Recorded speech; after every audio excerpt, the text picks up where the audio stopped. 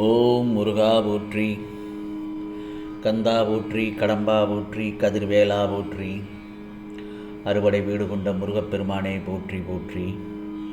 என் செல்லமே, நாளை நீ எதிர்பார்த்த ஒன்று நடக்கப் போகிறது. இந்த முருகப்பெருமான் சொல்வதை கேட்டு சந்தோஷமாக தூங்கு என் செல்லமே. இது நான் சொல்வதை கேட்பதற்கு முன் முருகா சரணம் என்று பதிவு செய்துவிட்டு நான் சொல்வதை கவனமாக கேள். அயராத கண்காணிப்புடன் கூடிய எனது பார்வை என்னை நேசிப்பவர்கள் மீது எப்போதும் இருக்கும் என்பதை நீ அறிவாய்தானே என் செல்லமே. இந்த முருகப்பெருமான் உன்னையும் நான் கவனித்துக் கொண்டுதான் இருக்கிறேன். உன்னை சுற்றி நடக்கும் நிகழ்வுகளையும் பார்த்து நீ பயந்து கொண்டிருக்கிறாய். உன் கண் முன்னே நடக்கும் நிகழ்வுகளை நானும் பார்த்து கொண்டுதான் இருக்கிறேன். உன் புலன்களுக்கே எட்டாத நிகழ்வுகளும் நடந்து கொண்டுதான் இருக்கிறது. அதையும் இந்த முருகப்பெருமான் கண்காணித்து கொண்டுதான் இருக்கிறேன். உன்னை சுற்றி நடக்கப் போகும் மிகப்பெரிய ஆபத்தை பார்த்து நான் சும்மா இருக்க மாட்டேன். உன் ஆழ் மனது சொல்வது கூட உண்மைதான். பிறரது சூழ்ச்சிகளும் சதிகளும் உன்னை நெருங்கிக் கொண்டுதான் இருக்கிறது. ஆனால் ஒன்று மட்டும் நன்றாக தெரிஞ்சுக்கோ, உனக்கு முன்னால் இந்த முருகப்பெருமான் என்ற சக்தி நின்று கொண்டுதான் இருக்கிறது. தூணானாலும் துரும்பானாலும் காற்றானாலும் கூட என்னை தாண்டியே உன்னை தீண்ட முடியும். கவலைப்படாதே. எனவே உன் மனதை போட்டு குழப்பிக்கொள்ளாதே. உனக்கு வரும் ஆபத்தை நீ உணரும் முன்னே அழித்து ஒழித்து விடுவேன் என் செல்லமே. உன் பிரச்சனைகளையும் சிக்கல்களையும் ஒன்றுமில்லாமல் ஆக்கி விடுவேன். கவலைப்படாதே. இந்த முருகப்பெருமான் நான் இருக்கும்போது என் பிள்ளைகளுக்கு எந்த ஆபத்தையும் நெருங்க விட மாட்டேன். நீ செய்ய வேண்டியதெல்லாம் ஒன்றே ஒன்றுதான். தினமும் காலையில் ஓம் முருகா சரணம் என்று கூறி உன்னுடைய நாளை துவங்கு. இரவு தூங்குவதற்கு முன் முருகா போற்றி, கந்தா போற்றி, கடம்பா போற்றி என்று கூறி உறங்கச் சொல். மற்ற எல்லாவற்றையும் இந்த முருகப்பெருமான் நான் பார்த்துக் கொள்கிறேன். வசந்தமான எதிர்காலத்திற்காக இன்று கொஞ்சம் வழிகளை ஏற்கிறாய். ஆனால் உனக்கு ஒன்று தெரியுமா? முருகா முருகா என்று நீ என்னை சரணடைந்தாயோ அன்றே உன் வழிகளை நானும் சேர்ந்தே சுமக்கின்றேன் என்பதை முதலில் தெரிந்து கொள். உன் வாழ்வில் நீதான் எத்தனை எத்தனை தடைகளை தாண்டி வந்து விட்டாய்.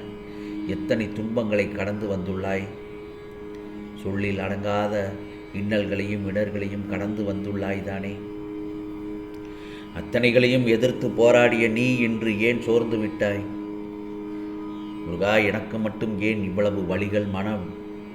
மனம் தளர்ந்து விட்டாய் தானே. அடிமேல் அடியாக உள்ளது இவ்வாழ்க்கை என்று புலம்புகிறாய் அல்லவா? எல்லோரும் இந்த பிரபஞ்சத்தில் நன்றாக இருக்கிறார்களே, எனக்கு மட்டும் ஏன் இவ்வளவு சோதனை? அப்படித்தானே யோசித்து கொண்டிருக்கிறாய். நான் ஒன்று சொல்லட்டுமா? காய்ந்த மரம்தானே கல்லடிபடும். காய்ந்த மரம்தானே கல்லடிபடும். நல்லவர்களுக்குத்தானே சோதனை வரும். நல்லவர்களுக்குத்தானே சோதனை வரும். அப்படி என்றால் நல்லவர்களாக இருந்தால் கல்லடிபடுமா என கேட்கிறாய் தானே. சரி, இதையும் கேள். காய்ந்த மரம் பழுத்த பழங்களை சுமந்து நிற்கும். அப்போது கல் எரிந்து பழங்களை உதிர வைப்பார்கள். கல்லடி படும்போது வலிக்கத்தான் செய்யும். ஆனால் பழங்கள் கீழே உதிர்ந்ததால் மரத்தின் சுமை வெகுவாக குறைந்து விடும் அல்லவா? இதுதான் இதன் தத்துவம்.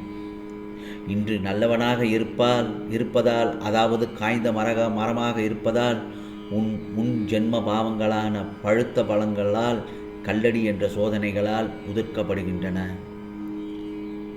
இன்று உனக்கு அது வலித்தாலும் பாவங்கள் தீர்க்கப்பட்டு சுகமான எதிர்காலம், நல்லதொரு எதிர்காலம் உனக்கு மட்டுமல்ல, உன்னுடைய சந்ததிக்கும் உன் தலைமுறைக்குமே அது காத்திருக்கிறது. இப்பொழுது சொல் பார்க்கலாம். ஏன் காய்ந்த மரமே கல்லடி வலிக்கிறதா? இல்லைதானே. ஆகவே கவலைப்படாதே. ஆனந்தமான எதிர்காலத்திற்காக பொறுமையாக காத்திரு. விரைவில் அனைத்தும் நன்மையாக நடக்கும் என் செல்லமே. கவலைப்படாதே. நீண்ட நாட்களுக்கு பிறகு என் பிள்ளையின் முகத்தில் சந்தோஷத்தை நான் பார்த்து கொண்டிருக்கிறேன். ஏனென்றால் நான் சொல்வதை கவனமாக கேட்ட என் செல்ல பிள்ளை ஒளிமயமாக பிரகாசமாக உன் வாழ்க்கை மாறப்போகிறது என்று சொன்னேன் அல்லவா? அதன் உச்சகட்டத்தில் இப்பொழுது சந்தோஷத்தில் திளைத்து கொண்டிருக்கிறாய். முருகா முருகா, எனக்கு நல்லதொரு அனுபவத்தையும் நல்லதொரு புரிதலையும் எனக்கு மனதிற்கு செலுத்தி விட்டீர்களே, மிக்க சந்தோஷம். நான் நிம்மதியாக உறங்குவதற்கு சில நொடிகளே இருக்கிறது. நன்றாக நான் உறங்குவேன். நாளைய பொழுது எனக்கு நல்ல பொழுதாக விடியும் என்று சொல்லியிருக்கிறீர்கள் அல்லவா? நிச்சயமாக நல்லதொரு விடியலாக விடியும் என் செல்லமே. ஒவ்வொரு நாளும் பிரகாசமாகத்தான் இருக்கும். இனி உன் வாழ்வும் அற்புதங்களும் அதிசயங்களும் நல்லதொரு நிகழ்வுகளாக நடக்கப் போகிறது. கவலைப்படாதே. அந்த சமயத்தில் ஆனந்தத்தில் எனக்கு நன்றி சொல்ல ஓடோடி வருவாய் என்னுடைய ஆலயத்திற்கு. கவலைப்படாதே. நல்லதை மட்டும் பேசு, நல்லதை மட்டும் நினை. முடிந்தவரை உதவி செய். உன்னை தாக்குவதற்கு யார் நினைத்தாலும் அவை அனைத்தும் என்னை சொந்து சேரும்படியாக நான் அருள் பாலித்து விடுவேன். கவலைப்படாதே. ஆம் செல்லமே, உனது குடும்பம் சுபிட்சமாக இருக்கும். வீட்டில் செல்வ செழிப்பும் ஆரோக்கியமாகவும் இருக்கலாம். நான் சொல்படி கேட்டால், என்னுடைய அறிவுரையை கேட்டு அதன்படி நடந்தால் உன் வாழ்க்கை சொர்க்கமயமாகும் என் செல்லமே. கவலைப்படாதே. நீண்ட காலமாக நீ அனுபவித்த வேதனைகள் விரைவில் முடிவுக்கு வரப்போகிறது. இப்போ உள்ள எல்லா பிரச்சனைகளிலிருந்தும் நீ முழுமையாக விடுதலை அடையப் போகிறாய். நான் இருக்கும்போது நீ ஏன் பயப்படுகிறாய்? உனக்கு யோகத்தை திருப்பி விடும் வழியை செய்வேன். உன் நம்பிக்கை தளரும் விதத்திலான பல செய்திகள் வந்தால் தைரியமாக இரு. பதற்றப்படாதே. வெள்ளம் தலைக்கு மேல் போவது போன்ற சூழ்நிலைகள் போன்ற தோன்றும். ஆனால் எதையும் கண்டு அஞ்ச வேண்டாம். உன்னை காக்க இந்த முருகப்பெருமான் நான் இருக்கிறேன் என்பதை நினைவில் வைத்துக்கொள் என் செல்லமே. அதே சமயம் எதையும் ஏற்றுக்கொள்கின்ற மனப்பக்குவமும் வேண்டும். போதனையை உனக்கு 100% சாதனையாக மாறும். போதனையை உணர்ந்தால் உனக்கு 100% சாதனையாக மாறும். வாழ்வில் என்ன நடக்குமோ என்று குழம்பாதே. வாழ்வில் லட்சியமும் அதை அடையணும் என்கிற எண்ணமும் பொறுப்பும் கண்டிப்பாக இருக்க வேண்டும். அதே சமயம் எதையும் ஏற்றுக்கொள்கிற தாங்கிக் கொள்கின்ற மனப்பக்குவமும் வேண்டும்.